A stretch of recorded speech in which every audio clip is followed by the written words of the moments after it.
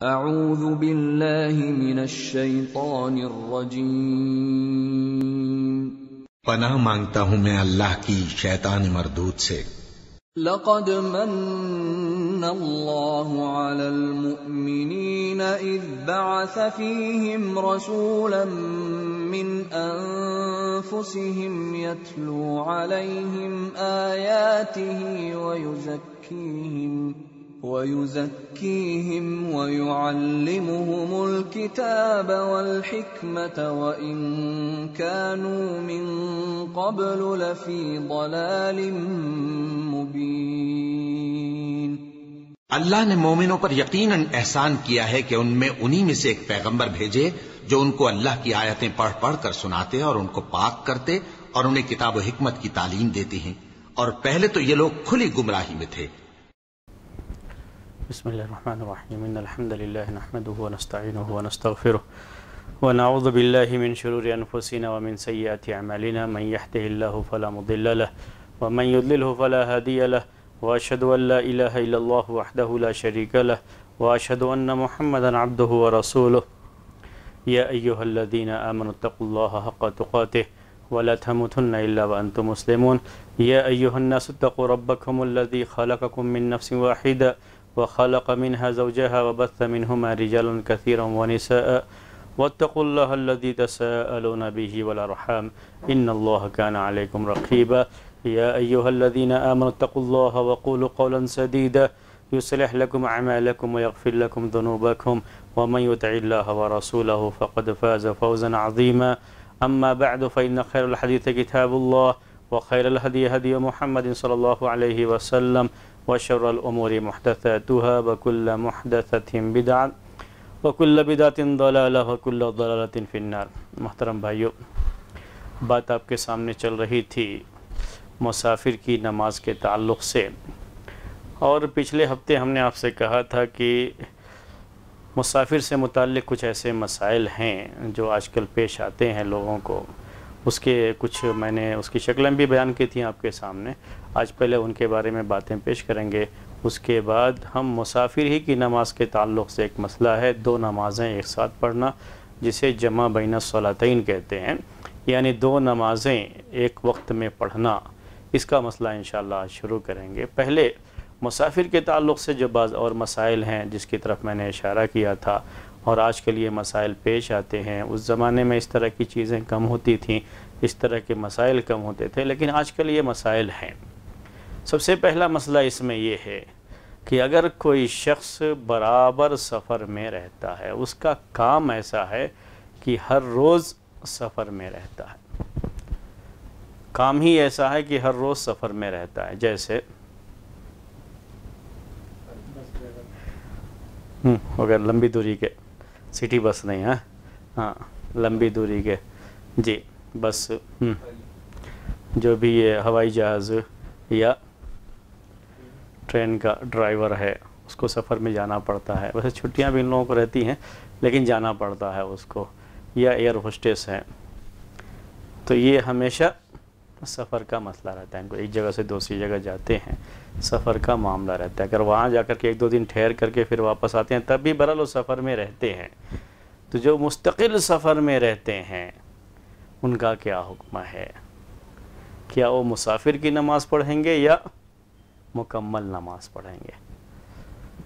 یہ پہلے چیزیں نہیں ہوتی تھیں، ابھی آج کل یہ چیزیں زیادہ ہوتی ہیں، کیونکہ پہلے اس طرح کا معاملہ نہیں ہوا کرتا تھا، ابھی تو یہ معاملہ ہے، اس طرح کے کام بھی لوگوں کے رہتے ہیں۔ یہ تو میں نے آپ کو صرف ان کی مثال پیش کی، کچھ لوگ ایسے بھی ہوتے ہیں کہ ایک جگہ رہتے ہیں اور اتنی دوری پر کام، یعنی اپ ڈاؤن روز کرتے ہیں، لیکن دوری اتنی ہے یا کہیے کہ اس کو سفر ہی کہا جاتا ہے، لیکن وہ اپ ڈاؤن روز کرتے ہیں وہاں سے، اور روز ان کا معاملہ ہوتا ہے، روز سفر میں جاتے ہیں، یوں بھی کہہ سکتے ہیں آپ، یعنی چونکہ اب تیز رفتار سواریاں ہیں تو اس کے لحاظ سے یہ چیزیں ہو جاتی ہیں، اور سفر بھی اس کو کہا جاتا ہے۔ تو ایسے لوگ کیا کریں گے؟ مسافر کی نماز پڑھیں گے یا پوری نماز پڑھیں گے؟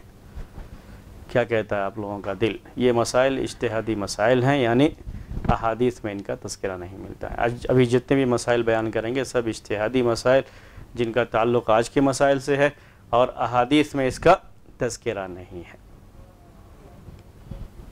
کیا کہتے ہیں آپ؟ مسافر کی نماز پڑھے گا پوری نماز پڑھے گا؟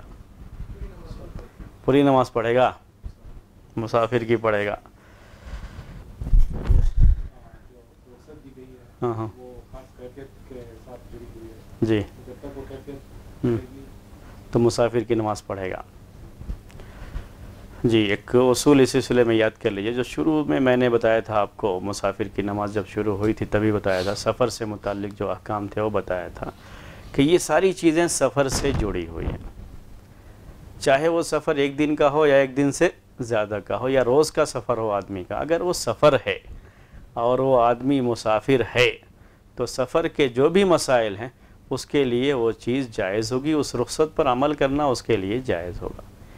और हकीकत यह है कि ये मुसाफिर हैं, चाहे वो बस ड्राइवर हो, चाहे ट्रेन का हो, चाहे पायलट हो, चाहे एयर होस्टेस हो, जो सफ़र करते रहते हैं, मुस्तकिल सफ़र में रहते हैं, बराबर सफ़र करते रहते हैं, इन सब का हुक्म यही है कि ये मुसाफिर हैं।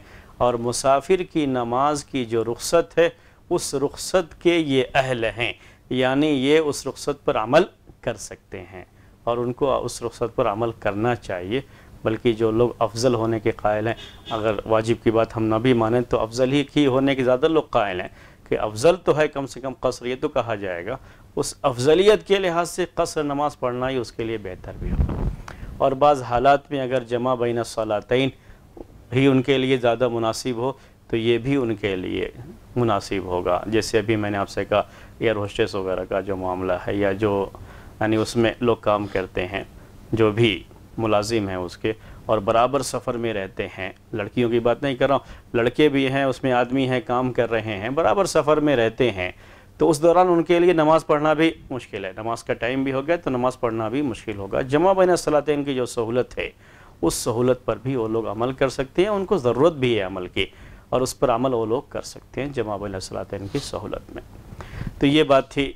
अगर कोई बराबर सफ़र में रहता है, उसका काम ऐसा है कि बराबर सफ़र में रहना पड़ता है, तब भी वो मुसाफिर है तो मुसाफिर के ही हुक्म में रहेगा। और कसर करने की जो सहूलत है वो सहूलत उसके लिए हासिल रहेगी, उस पर अमल करना उसके लिए जायज़ होगा।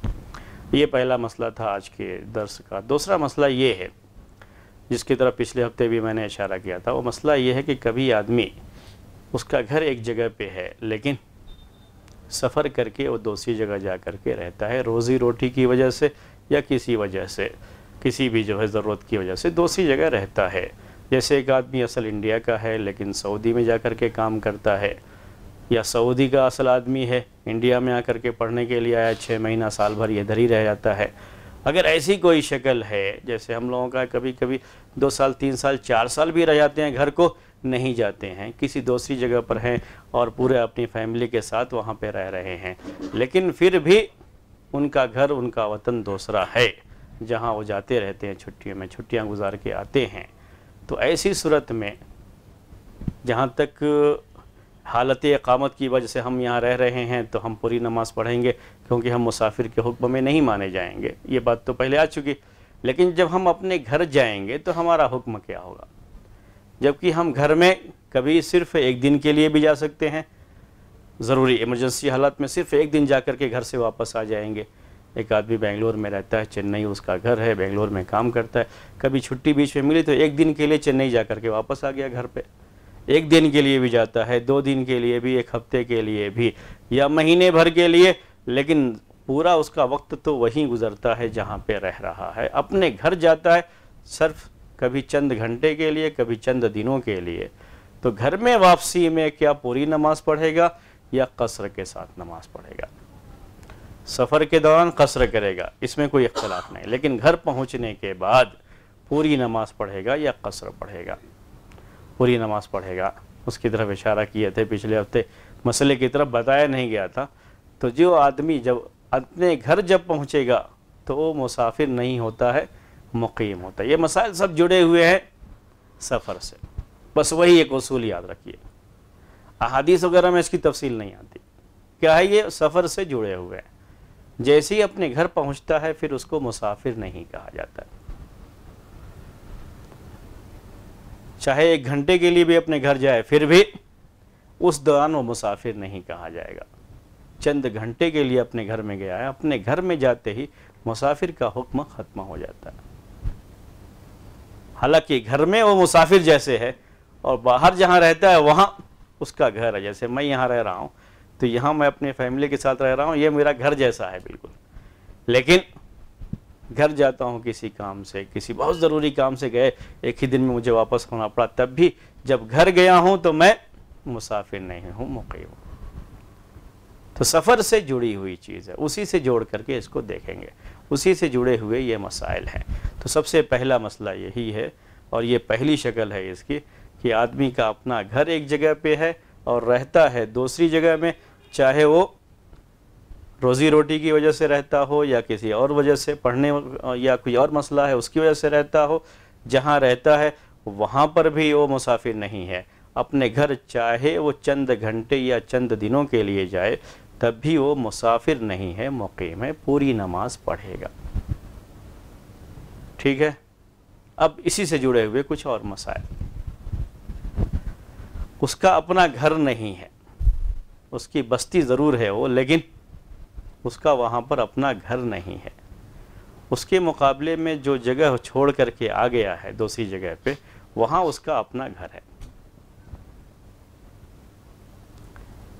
اب اس شہر میں جاتا ہے، اس کے رشتہ دار وغیرہ ہیں، ان سے ملنے کے لیے جاتا ہے، تو کیا وہ مسافر کا حکم رہے گا یا مقیم کا حکم رہے گا؟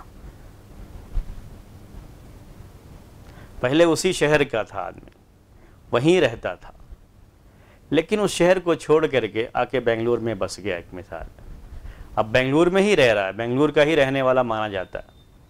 اپنے اس گھر میں، وہ جہاں پہ جو جگہ چھوڑ کر کے آ گیا ہے، اب اس کا کوئی گھر نہیں ہے وہاں پر، کوئی ایسی چیز نہیں، لیکن رشتہ دار وغیرہ ہیں. کبھی ان رشتہ داروں سے ملنے کے لیے جاتا ہے، بس اتنا ہی ہے.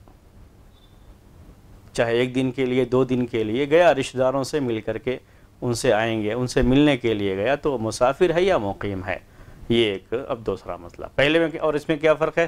پہلے میں اس کا گھر ہے وہاں پر، تو چاہے وہ چند گھنٹے کے لیے ہو تب بھی وہ مقیم ہے، اپنے گھر میں آیا ہے. یہاں اس کا گھر نہیں ہے، رشتہ داروں سے ملنے آیا ہے. پہلے وہیں رہتا تھا، وہیں اس کے رشتہ دار ہیں، ان سے ملنے آیا ہے. وہ خود بھی پہلے وہیں رہتا تھا، لیکن اب چھوڑ دیا ہے، اب بنگلور میں رہتا ہے، چاہے کرائے پر ہی صحیح، لیکن اس کے پورے گھر والے، ابھی اس کے گھر والوں سے مراد بیوی بچے، والدین، اتنے ہی جو ہے گھر کے جو ہے مانے جاتے ہیں. اب فی الحال وہ کہاں ہیں؟ بنگلور میں ہے، ان کے ساتھ وہ رہتا ہے. بقیہ رشتہ دار وہاں پر بھی ہو سکتے، گھر پہ ہیں، اس علاقے میں ہیں جہاں پہ وہ رہتا تھا، وہاں سے وہ چھوڑ کر کے اب بنگلور میں رہتا ہے. اپنے رشتہ داروں سے ملنے گیا تو پوری نماز پڑھے گا یا قصر کرے گا؟ جی، سب اجتہادی ہی مسائل ہیں. یعنی میں نے آپ سے کہا کہ یہ مسائل کہیں بھی احادیث میں مذکور نہیں ہیں.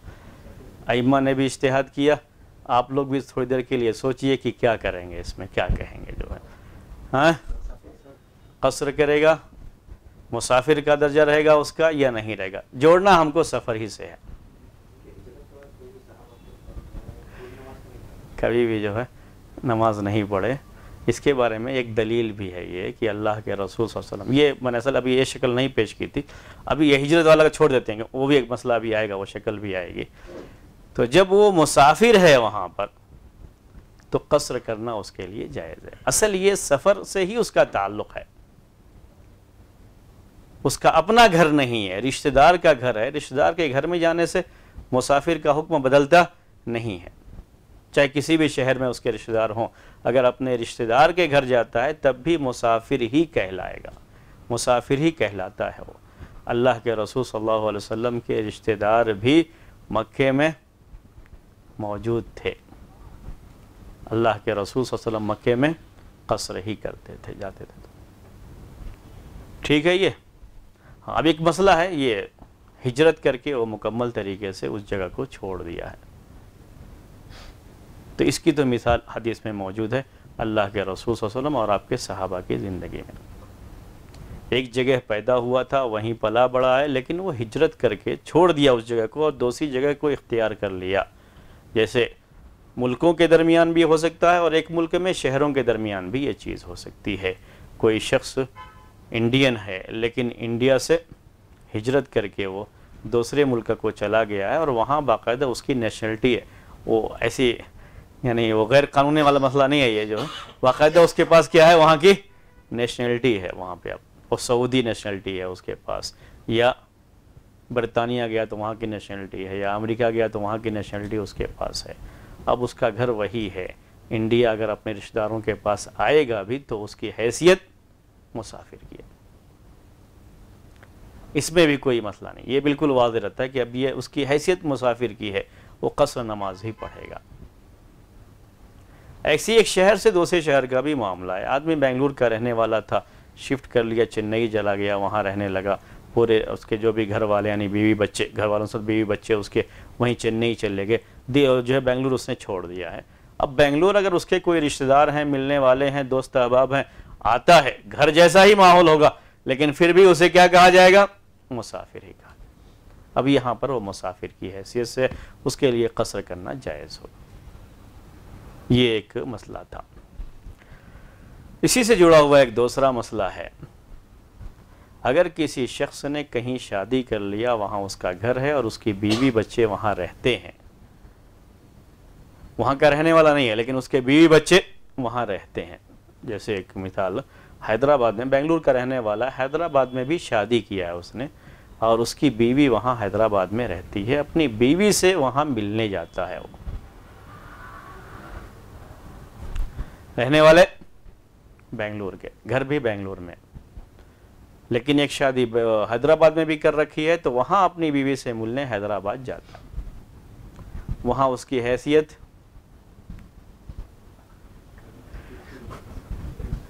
مسافر کی ہوگی یا مقیم کی ہوگی؟ یہی مسئلہ. یہ اس کے بارے میں یہ کہا جاتا ہے کہ اب اس کی حیثیت، جہاں اس کی بیوی ہے، بچے ہیں، وہاں اس کو مقیم مانا جائے گا. یاد رکھ لیجئے گا اس کو، یعنی ایسا نہ ہو کہ بیوی بھی سفر میں ہو وہاں پہ تو پھر مقیم نہیں رہے گا. صرف بیوی کے ہونے سے آدمی مقیم نہیں ہوتا ہے، بلکہ بیوی وہاں رہتی ہے، بچے وہاں رہتے ہیں، بیوی بچے وہاں رہتے ہیں اس کے. وہ بھی اگر سفر کی حیثیت سے رہتے ہیں تو مسئلہ دوسرا ہے، پھر آدمی مسافر ہی رہتا ہے. نہیں، وہ رہتے ہیں، ان کا وہی مقام ہے، وہیں پہ وہ رہتے ہیں، وہی ان کی جگہ ہے. ایک آدمی کا بچہ شفٹ کر گیا جو ہے دوسرے شہر میں، وہاں رہتا ہے، وہاں گئے، اپنے بچے کے گھر گئے، اپنے گھر گئے، آدمی کو مقیم کہا جاتا ہے، مسافر نہیں کہا جاتا. یہ اپنا گھر، اتنا ذہن میں، رشتہ داروں سے، جو رشتہ دار وغیرہ ہوتے ہیں، رشتہ داروں کے گھر ہوتے ہیں تو آدمی مسافر ہی مانا جاتا ہے. اپنا گھر ہے تو پھر اسے مقیم کہتے ہیں، مسافر نہیں کہتے. یہ آپ کے یہ تو بیوی سے ملنے جائے گا، بیوی کا ہے، چاہے وہ جو ہے گھر کرائے پر ہو یا جس شکل میں بھی ہو. اب اس کے بیوی بچے وہاں پر ہیں، وہاں جب پہنچے گا تو وہ مقیم کی حیثیت رکھتا ہے، مسافر کی حیثیت نہیں رکھتا. جائے گا، پوری نماز پڑھے گا، اتمام کرنا کہتے ہیں اس کو، اتمام کرے گا، پوری نماز پڑھے گا. پھر یہاں آئے گا تو یہاں پر بھی پوری نماز پڑھے گا. یہ اس کی شکل ہے. اگر اس نے شادی کیا ہے، اس کے بیوی بچے وہاں پر ہیں، وہاں پر جب بھی جائے گا وہ مقیم کی حیثیت رکھتا ہے، مسافر کی حیثیت نہیں رکھے گا.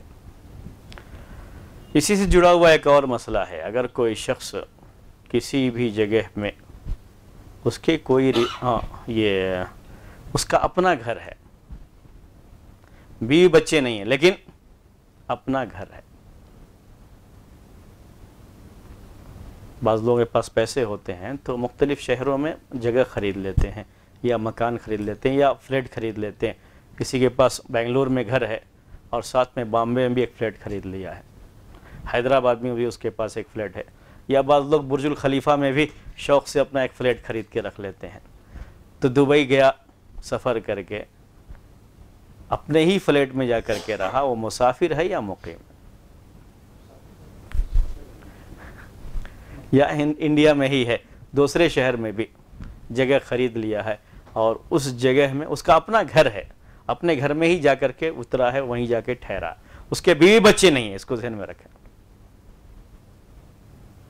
لیکن مالک ہے مکان کا، اپنا گھر ہے یا اپنا فلیٹ ہے، وہاں گیا ہے، وہاں جا کر کے ایک دن 2 دن کوئی کام ہے، اپنے فلیٹ میں رکا ہوا ہے، تو مقیم رہے گا یا مسافر؟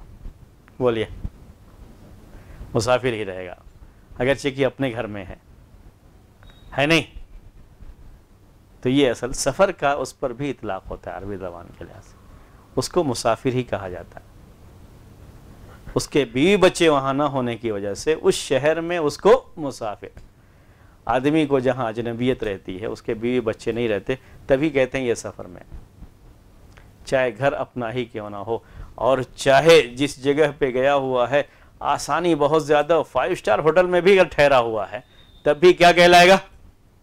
مسافر. اس کے لیے ہر طرح کی سہولت وہاں موجود ہے، لیکن وہ مسافر ہے. اپنا گھر ہے تب بھی مسافر ہے.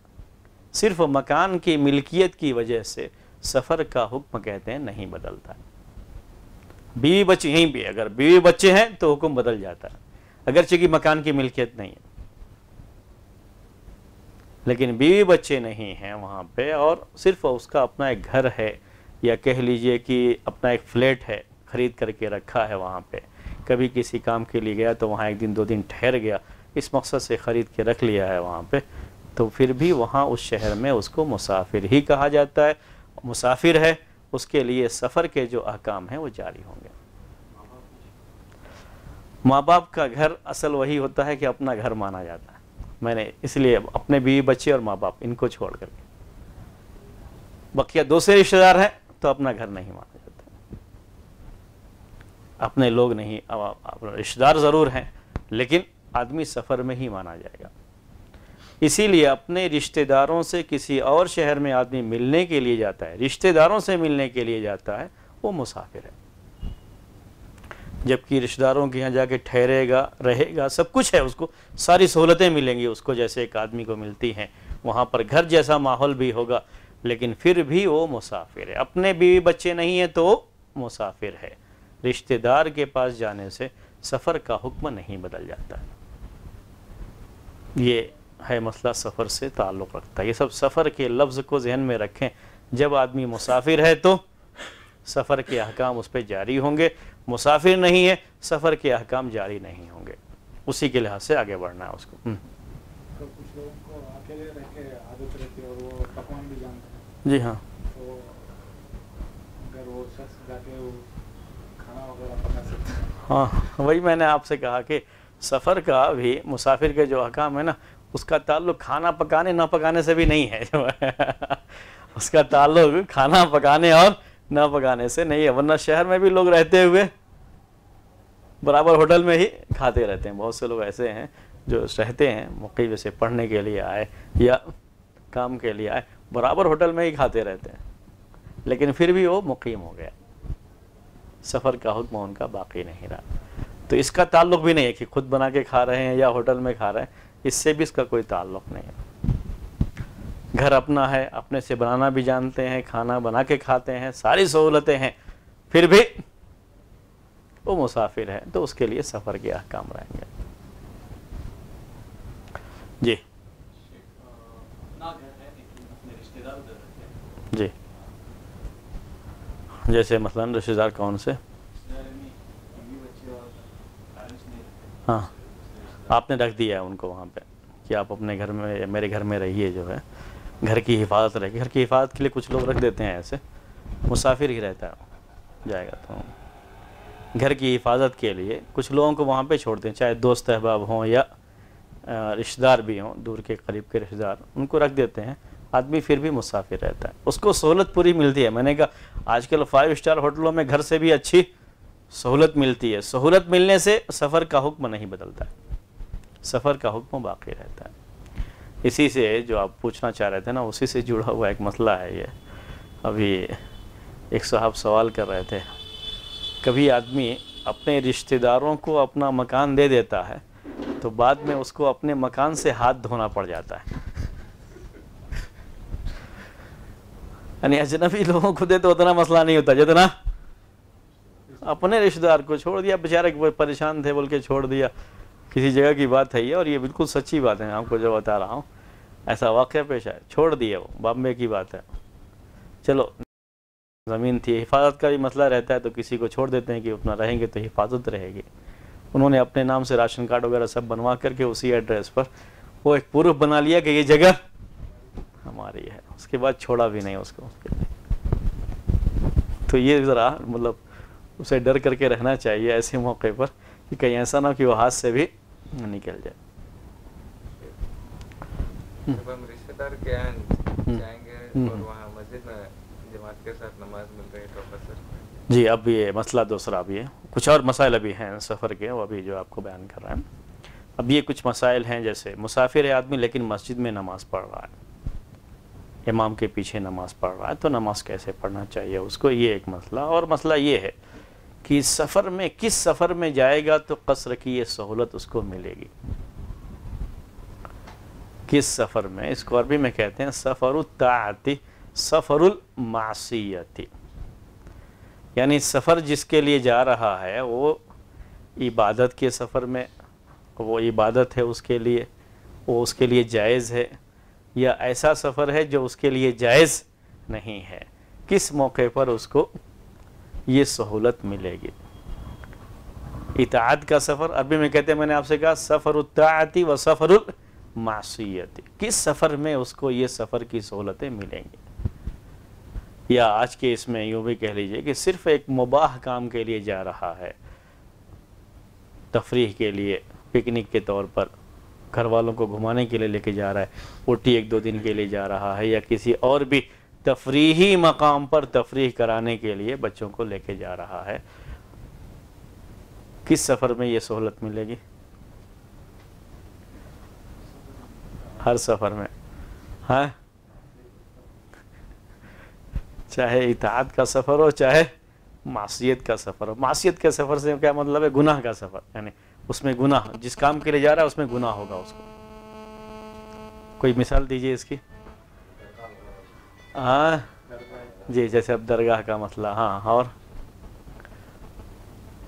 یہ تھوڑا دوسری قسم کی معصیت، یہ تو ایسی معصیت ہے جو جانے والا سمجھتا ہے کہ میں اچھے کام کے لیے جا رہا ہوں۔ ایک ایسی معصیت کی مثال دیجیے جو جاننے والا بھی جانتا ہے کہ میں گناہ کے لیے جاتا ہوں۔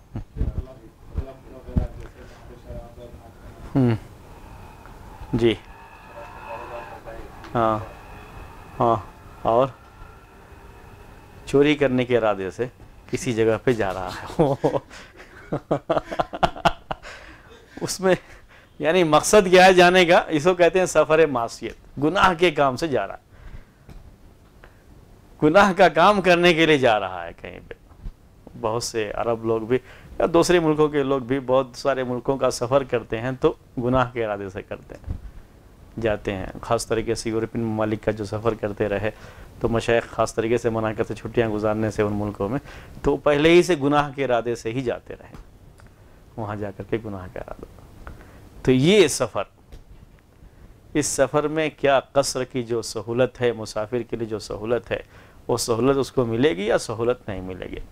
بقیہ اطاعت کا جو سفر ہے یا مباح، جیسے گھومنے کے لیے کسی جگہ پہ گئے، تفریح کے لیے چلے گئے، کچھ جو ہے کسی خوبصورت مقام پر چلے گئے دیکھنے کے لیے، تو اس میں تو کوئی شبہ نہیں ہے کہ وہ مسافر ہے، اس کو چھوڑ دیتے ہیں۔ لیکن جو سفر معصیت ہے، گناہ کا سفر ہے، اس میں شریعت کی طرف سے جو یہ رخصت ہے، اور رخصت اس کو ملے گی یا رخصت نہیں ملے گی؟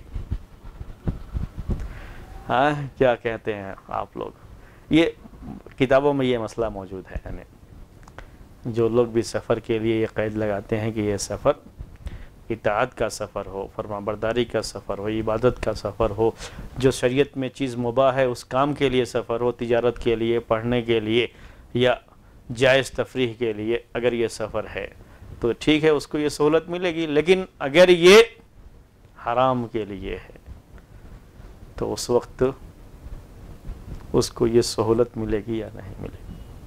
کتابوں میں یہ موجود ہے، اور فقہاء کرام کے اختلاف بھی اس مسئلے میں موجود ہے کہ اس کو سفر کی سہولت ملے گی یا نہیں ملے گی۔ فقہی کتابوں میں یہ بات ملتی ہے کہ وہ قید لگاتے ہیں سفر کے لیے کہ سفر یہ مباح سفر ہو، حرام سفر نہ ہو۔ اگر حرام سفر میں جا رہا ہے، حرام مقصد کے لیے جا رہا ہے سفر کر کے، تو اس کو یہ سفر کی سہولتیں نہیں ملیں گی۔ لیکن بہرحال جہاں تک مجھے بات سمجھ میں آئی ہے، سفر یہ سہولت، اس کا تعلق سفر سے ہے۔ اگر مسافر ہے اس کو یہ سہولت ملنی چاہیے۔ سفر کا یعنی سہولت کا تعلق سفر سے ہے، اس سہولت کا تعلق آپ کس مقصد سے سفر کر رہے ہیں اس سے نہیں ہے۔ بات سمجھ رہے نا؟ یہ سفر کا تعلق کس یعنی اس ساری سہولتوں کا قصر نماز پڑھنا اس کے لیے جائز ہے، 4 کے بجائے 2 رکعت کر دی گئی ہے، تو یہ پریشانی جو سفر میں ہوتی ہے اس کے لحاظ سے اگرچہ کی پریشانی نہ ہو، لیکن چونکہ سفر سے جڑی ہوئی چیز ہے تو وہ باقی رہے گی قیامت تک۔ پریشانی کی وجہ سے ہی یہ چیز تھی، لیکن پریشانی اب نہیں بھی رہے گی تب بھی یہ سہولت قیامت تک باقی رہے گی۔ تو یہ سہولت اگر سفر سے جڑی ہوئی ہے تو اس کو اس کا حق ملنا چاہیے، اس کو اس سے محروم۔ ایک مسئلہ یہ الگ ہے کہ جس کام کے لیے جا رہا ہے وہ کام حرام ہے، اس پر اس کو گناہ ملے گا، اور یہ ایک الگ مسئلہ ہے اس کے لیے نماز کا، نماز کی اس کی سہولت تھی۔ اس کو ایک مثال یوں بھی دیتے ہیں، وہ بھی مسئلہ اس میں بھی اختلاف ہے فقہاء کرام کا، یعنی کوئی متفق علیہ مسئلہ نہیں ہے یہ، کہ کسی نے جائے نماز چرا لی ہے کسی کی اور اس جائے نماز پہ نماز پڑھتا ہے۔ سمجھ میں آیا نا مسئلہ؟ یعنی جس جگہ پہ نماز پڑھ رہا ہے جائے نمازی ہے، مصلی، یہ چوری کا ہے، تو اگر اس مصلی پر نماز پڑھ رہا ہے تو اس کی نماز صحیح ہوگی یا نہیں ہوگی؟ تو نماز کا اپنا مسئلہ ہے، چوری کا اپنا مسئلہ ہے، اس کو کہتے ہیں غصب کیا ہوا۔ تو غصب کی ہوئی زمین، مسجد کی زمین اگر ایسے ہی کوئی ہڑپ کر لیا ہے اور مسجد بنا لیا ہے تو اس جگہ پہ نماز ہوگی یا نہیں ہوگی؟ یہ ایک مسئلے ہیں، یہ باقاعدہ موجود ہیں کتابوں میں کہ اس کو کیا کہا جائے گا، کیا نماز باطل مانی جائے گی یا نماز باطل نہیں مانی جائے گی۔ کسی نے کپڑا چوری کر کے کپڑا پہنا اور اسی کپڑے میں نماز پڑھ لیا، اور کپڑا چوری کا ہے، چپل چوری کا ہے، جب چپل پہن کے نماز پڑھے گا تبھی یہ مسئلہ آئے گا، نکال کے پڑھے گا تو مسئلہ یہ نہیں آئے گا۔ تو وہ چوری کا ہے، تو کیا نماز پر اس سے کوئی نماز پر فرق پڑے گا؟ یہ ایک مسئلہ ہے۔ تو اس کو فقہاء نے جو سوچا، تو جو لوگ یہ سوچیں گے نہیں وہ چوری کیا ہوا مال ہے اس پہ نماز پڑھے گا تو نماز نہیں مانی جائے گی، نماز باطل مانی جائے گی، وہ لوگ نماز کے باطل ہونے کے قائل ہیں۔ لیکن ایک جماعت فقہاء کی اس بات کے قائل ہے کہ نماز ایک الگ مسئلہ ہے اور چوری ایک الگ مسئلہ ہے، غصب کرنا ایک الگ مسئلہ ہے، نماز ایک الگ مسئلہ ہے، دونوں ایک دوسرے سے ہم جوڑیں گے نہیں۔ جی اس کو اس کے جائے نماز کے چرانے کا گناہ تو ہوگا، لیکن اس کی نماز صحیح ہوگی، نماز کی جو شرطیں ہیں وہ پوری شرطیں پائی جا رہی ہیں، بالکل صحیح نماز پڑھا ہے، اللہ کے لیے نماز پڑھا ہے، پورے اخلاص کے ساتھ پڑھا ہے، تو نماز اس کی صحیح ہوگی۔ لیکن اس کو اس کے چوری کرنے کا عذاب ہوگا، وہ گناہ ہے، جو گناہ اس کا ہے اس کو عذاب ہوگا۔ لیکن ایک چیز ہے نماز کا صحیح ہو جانا، نماز کافی ہو جانا، تو نماز اس کی کافی ہو جائے گی اور نماز صحیح۔ لیکن یہ بھی ایک قول ہے کہ نماز باطل ہے۔ میں یہ تھوڑا مسئلہ آپ کے سامنے اسی لیے سمجھانے کے لیے کہ جیسے اس مسئلے میں اختلاف ہے ان کے درمیان، ویسے ہی سفر والے میں بھی اختلاف ہے کہ سفر کی یہ سہولت صرف جائز سفر کے لیے ملے گی، یا اگر کوئی آدمی حرام کے لیے سفر کر رہا ہے تو اس کو بھی لیے بھی یہ سہولت ہے، تو اس میں بھی وہ اختلاف باقی ہے۔ اور ہم بہتر دونوں مسئلوں میں یہی سمجھتے ہیں کہ دونوں دو مسئلے ہیں، دونوں کو ایک دوسرے سے جوڑا نہیں جا سکتا، تو سفر کی سہولت باقی رہے گی اس کے لیے، ایسے ہی نماز کی صحت کا مسئلہ ہے، نماز صحیح ہوگی، ہاں اس کا یہ عمل غلط ہے، اس عمل کا اس کو گناہ ہوگا، اس کا عذاب ہوگا، یہ ایک الگ چیز ہے۔ یہ بہت سے مسائل ہیں اس میں کہ آپ چوری سے اس نے لوٹا خریدا، اس میں پانی رکھ کے وضو کیا تو وضو اس کا صحیح ہوگا، اسی سے جڑے ہوئے کافی مسائل آ جائیں گے۔ ایک عمل ہے غلط ہے، اب اس کے بعد اس سے جڑا ہوا ایک دوسرا اگر عمل آ جاتا ہے تو کیا اس پر وہ اثر انداز ہوگا یا نہیں ہوگا، یہ بڑا اہم مسئلہ ہے۔ اس میں بھی اصول فقہ کا ایک مسئلہ ہے، وہ اصول فقہ کا مسئلہ میں آپ کو سمجھا نہیں سکتا، ورنہ وہ کہتا کہ جو ہے جس چیز سے منع کیا گیا ہے کیا وہ اس چیز پر جو عمل آپ کر رہے ہیں اس پر اس کا اثر کہاں تک پڑتا ہے، اس کے باطل ہونے میں، صحیح نہ ہونے میں، اور اس میں کافی اختلاف اصول میں چونکہ ہے تو مسائل میں بھی اختلاف ہے اس کی وجہ سے۔ تو ہم اس سلسلے میں اسی بات کے قائل ہیں، اسی لیے یہ مسئلہ بیان کر رہے ہیں آپ کے سامنے کہ اگر اس کا تعلق اسی چیز سے ہے، ڈائریکٹ اس سے اس کا تعلق بنتا ہے تو اس وقت وہ چیز متاثر ہوگی، لیکن اگر اس سے ڈائریکٹ اس کا کوئی تعلق نہیں ہے، ایک الگ عمل ہے وہ ایک الگ عمل ہے، تو ایسی صورت میں وہ عمل صحیح مانا جائے گا، اور آدمی کے اللہ کے رسول صلی اللہ علیہ وسلم کے حکم کی خلاف ورزی کرنے یا چوری کرنے، غصب کرنے، اس کا اس کو عذاب ہوگا، اس کا ایک الگ مسئلہ اس کے لیے ہوگا۔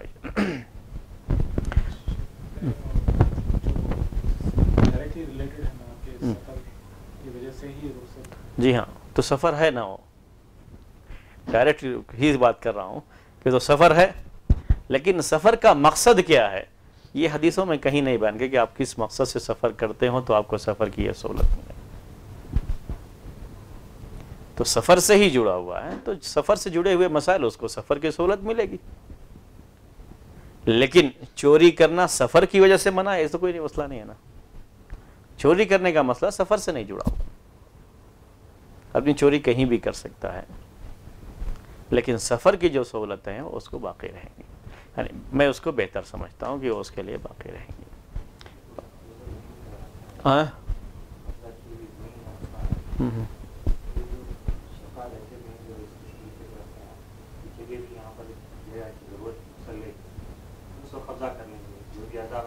جائز نہیں ہے، لوگ پڑھیں گے تو ہو جائے گی۔ ہاں نہیں، یہ مسئلہ دوسرا ہو گیا، یہ ایک مسئلہ دوسرا ہو گیا، یعنی خاص طریقے سے غصب کا جو معاملہ ہے زمین کے تعلق سے، یہ مسئلہ دوسرا ہو جائے گا۔ اگر مسجد بنانے کے ارادے سے ہی اگر کوئی کسی زمین پر قبضہ کر لیتا ہے تو اس مسجد کو توڑ دیا جائے گا،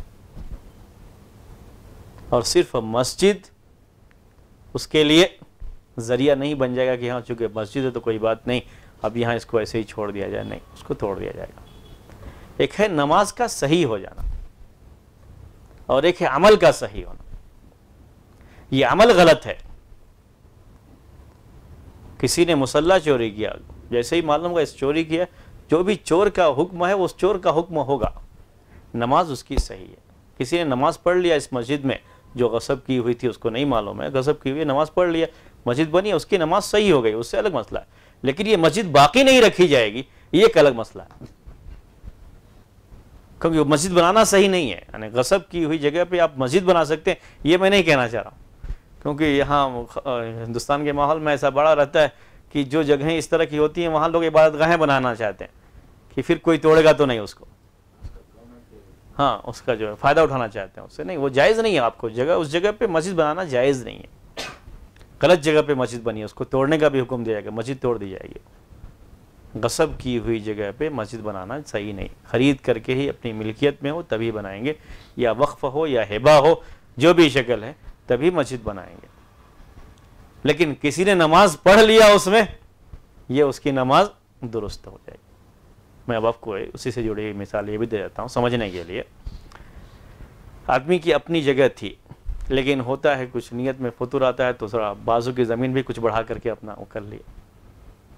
پہلے دیہاتوں وغیرہ میں تو یہ بہت ہوتا تھا، شہروں میں تو جگہیں بڑی مہنگی ہوتی ہیں تو آدمی بڑا خیال کرتا ہے، جب بڑی بڑی زمینیں لوگوں کے پاس ہوتی تھیں تو اتنا خیال بھی نہیں کرتے تھے، لیکن اس میں کچھ چالاک لوگ جو حقیقت میں بیوقوف لوگ ہیں وہ کیا کرتے تھے، اپنی زمین سے جڑی ہوئی زمینوں میں کچھ بڑھا لیا کرتے تھے، وہ گھر بنا لیا، اور اس جگہ میں جو کہ بڑھا کر کے زمین اس کی زمین نہیں تھی، قیامت کے دن اس کو عذاب ہوگا، لیکن جب گھر بنا لیا اس گھر میں وہ نماز بھی پڑھ رہا ہے، اس کی نماز صحیح ہوگی، لیکن اس کے اس عمل کا اس کو عذاب ہے۔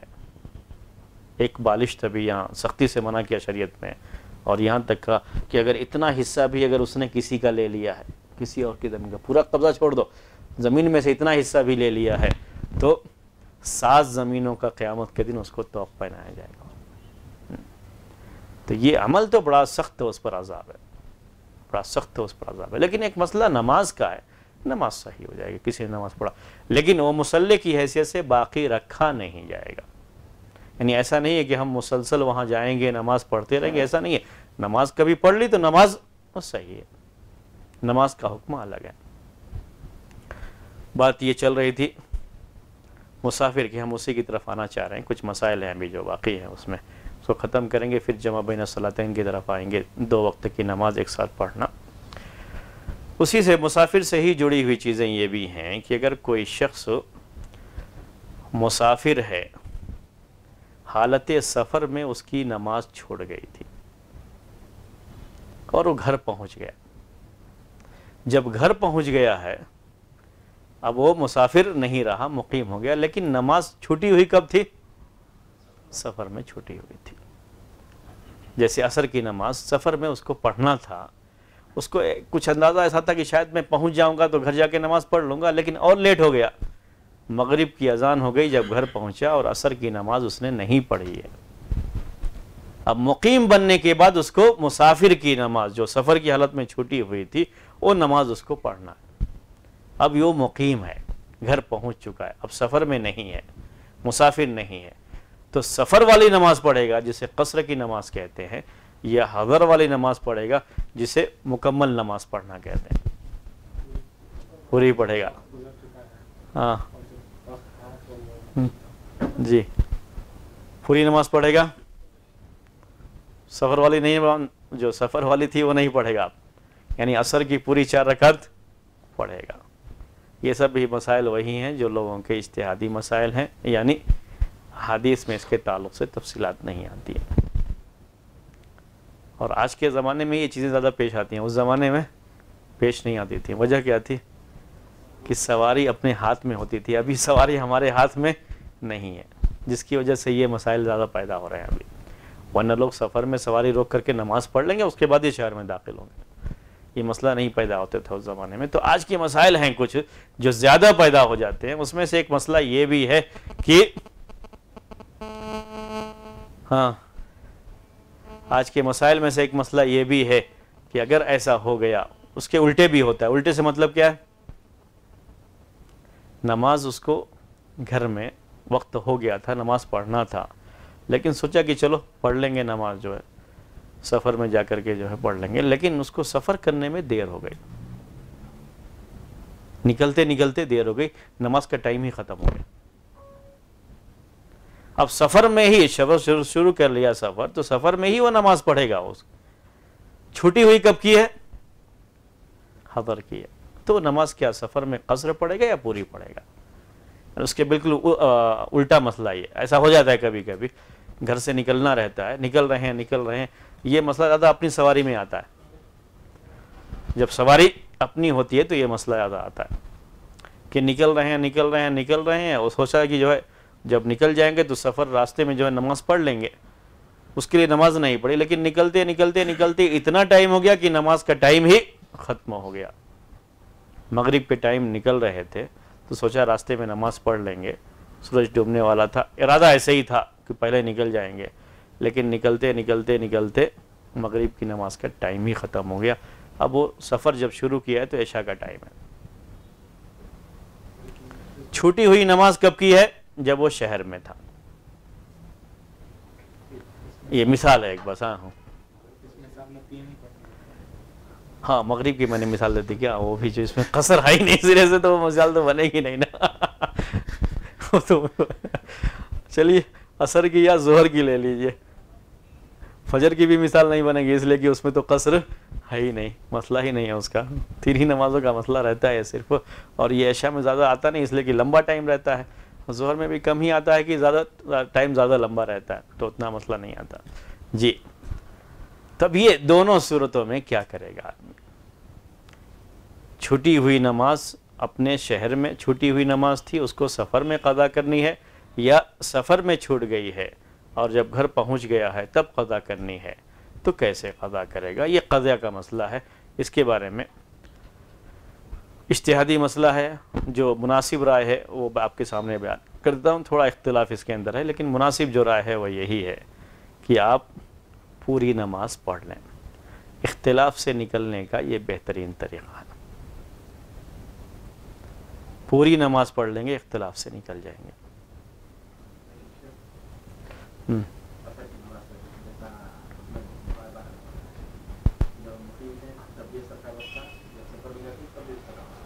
عصر کا وقت ہے، سفر شروع کر لیے ہیں، عصر کا وقت ہے، تو یہاں مسئلہ نہیں ہوتا، ابھی وقت ہے، اب مسافر کی نماز پڑھیں گے۔ ہاں، یہ کون سا مسئلہ ہے؟ یہ چھوٹ جانے کا مسئلہ ہے، یعنی عصر کا ٹائم ہی ختم ہو گیا، سفر شروع کرنے سے پہلے ہی ختم ہو گیا ٹائم، تو یہ مسئلہ پیدا ہوتا ہے، تب یہ مسئلہ پیدا ہوتا ہے، تو کیا کرے گا آدمی؟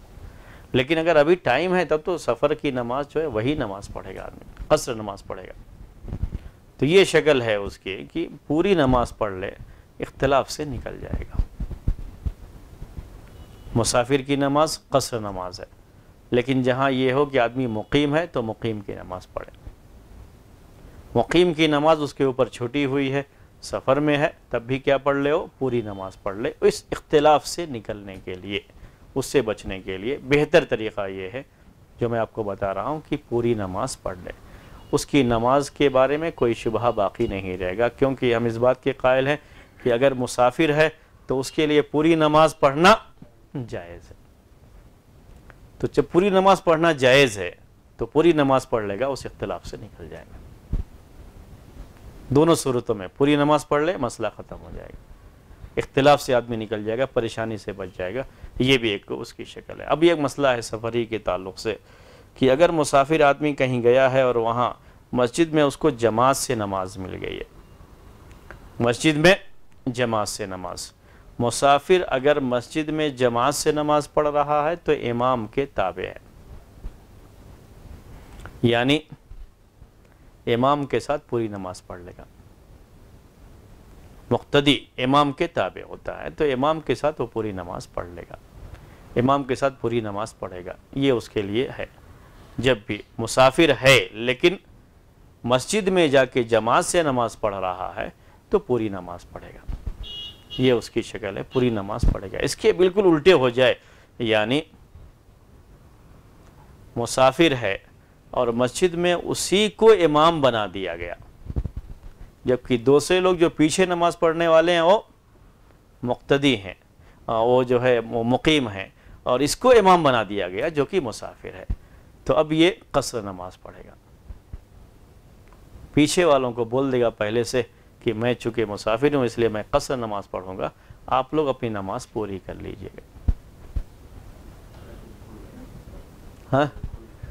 ہاں پھر بھی وہ مسافر والی نماز اپنی پڑھے گا۔ پیچھے والوں کو ویسے اتنا علم ہونا چاہیے، نہیں ہے تو پریشانی بہرحال ہوگی وہاں پہ۔ اب اس کے لیے یہ ہے کہ اپنا پوری نماز پڑھ، چونکہ پوری نماز پڑھنا جائز ہے اور یہ سمجھتا ہے کہ پیچھے والوں کو پریشانی ہو جائے گی، میں نے کچھ کہا نہیں ہے، تو ایسی صورت میں وہ پوری نماز بھی پڑھ سکتا ہے، کیونکہ مسافر پوری نماز پڑھنا جائز ہے اس کے لیے، قصر نماز پڑھنا افضل ہے اس کے لیے۔ لیکن وہ بول دے پیچھے والوں کو کہ میں مسافر کی وجہ سے 2 رکعت نماز پڑھوں گا، آپ لوگ اپنی نماز پوری کر لیجیے گا۔ یہ ہے مسئلہ پیچھے والوں کے لیے۔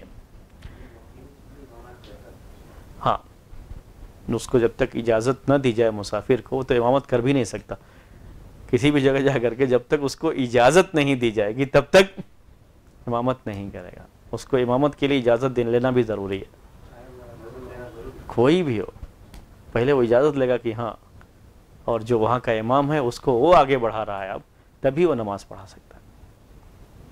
اجازت نہیں ہے، شریعت میں اس کا بڑا سختی سے حکم ہے کہ آپ کہیں جاتے ہیں اگر تو ان کی امامت آپ نہیں کرا سکتے، ان کا اپنا امام ہی امامت کرائے گا، بغیر اس کی اجازت کے آپ امامت نہیں کرا سکتے۔ ہاں وہ خود اگر آپ کو آگے بڑھا رہا ہے تبھی آپ امامت کرا سکتے ہیں، اس کے بڑھانے پر امامت کرا سکتے ہیں۔ یہاں افضل اور مفضول کا مسئلہ بھی نہیں آتا، اگر وہ آدمی فی نفسی افضل ہے لیکن وہاں کے امام نے اس کو آگے نہیں بڑھایا تو وہ آگے نہیں بڑھے گا۔ ہاں امام نے آگے بڑھا دیا ہے تو ٹھیک ہے، وہ آگے بڑھ کر کے نماز پڑھے گا۔ نہیں، یہ تو مقیم کا مسئلہ ہوا، کہ تو مسافر کا مسئلہ نہیں رہ جائے گا۔ شہر میں ہی ہیں لیکن اس مسجد کے امام نہیں ہے، کسی اور مسجد کے امام ہیں، اور اس مسجد میں گئے، اس مسجد کا اپنا امام موجود ہے، اس امام کی اجازت کے بغیر نماز نہیں پڑھا سکتا۔ حکمران کا مسئلہ دوسرا ہو جاتا ہے، اصل اور جو ہے نقل کا مسئلہ ہو جاتا ہے۔ یعنی حکمران کی کیا بات ہوتی ہے کہ اصل حق یہ اسی کا ہے، اسی نے اس کو بنایا ہے، تو یہ جو نماز پڑھا رہا ہے امام، یہ اس کے نیابت میں پڑھا رہا ہے، اصل تو حق اسی کا ہے۔ پھر بھی اس کو چاہیے کہ بول دے بھائی کہ آپ جو ہے اگر آپ اجازت دیں تو میں جو ہے پڑھا دوں تھوڑا اس کے لیے، نہیں تو یہاں مسئلہ وہ نہیں آتا ہے کہ اصل حق اسی کا ہے۔